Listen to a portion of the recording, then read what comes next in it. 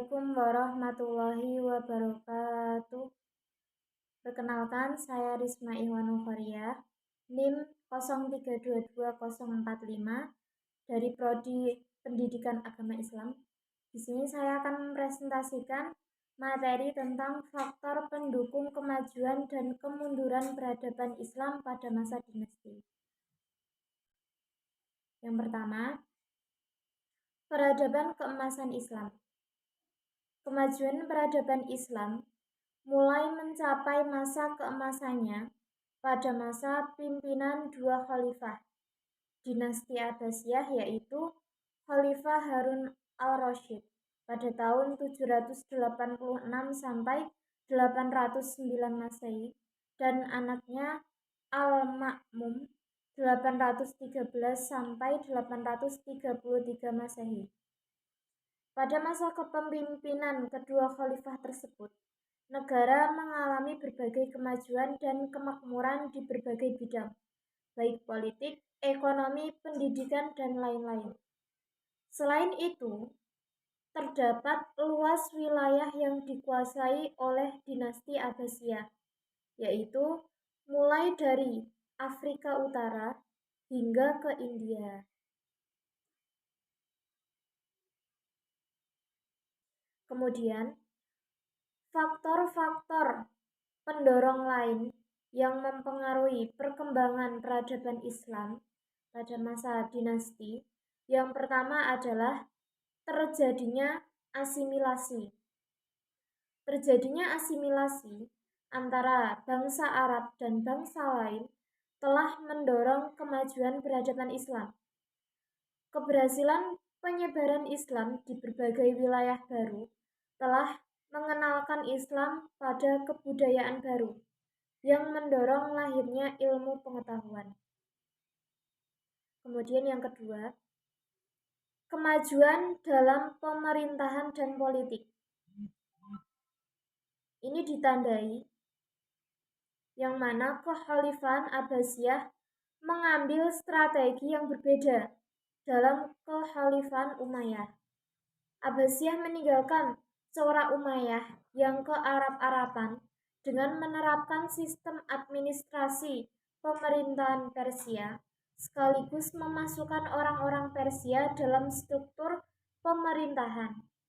Abbasiyah juga melakukan nikah silang antara pria Islam dengan wanita-wanita Persia.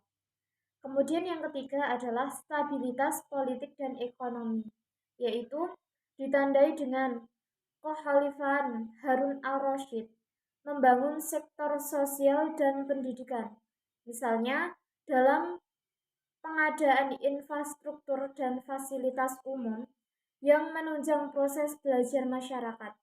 Stabilitas politik dan ekonomi telah mendorong kemajuan sains dan teknologi umat Islam di masa itu. Kemudian yang keempat adalah maraknya gerakan penerjemah. Gerakan penerjemahan ambil andil sangat besar dalam membantu penyebaran ilmu pengetahuan bukan hanya di kalangan penguasa dan intelektual, tetapi juga awam. Gerakan penerjemah menskipkan kuno dan bahasa Arab dalam kekhalifahan Abbasiyah. Kemudian yang terakhir adalah tingginya semangat belajar dan menggali ilmu pengetahuan, yaitu dengan didirikannya banyak perpustakaan sebagai pusat kajian ilmu pengetahuan dan penerjemahan. Para khalifah juga mendirikan sekolah-sekolah, lembaga pendidikan, serta observation. Para ilmuwan juga terus melakukan penelitian di berbagai bidang. Kemudian, faktor pendorong kemunduran Islam pada masa dinasti. Faktor internalnya adalah yang pertama, kemunduran pemikiran Islam. Yang kedua, bercampurnya unsur dari luar Islam ke dalam Islam. Yang ketiga, ambisi dan perbedaan faham. Yang keempat, kemiskinan, ketindasan, dan keterbelakangan. Kemudian faktor pendukung kemunduran Islam lain yaitu adanya konflik Islam dengan Kristen. Kemudian yang kedua, tidak adanya ideologi pemersatu. Yang ketiga, kesulitan ekonomi. Yang keempat, tidak jelasnya sistem peralihan kekuasaan. Dan yang terakhir adalah keterpencilan. Cukup sekian presentasi dari saya. Banyak salahnya saya minta maaf yang sebesar-besarnya.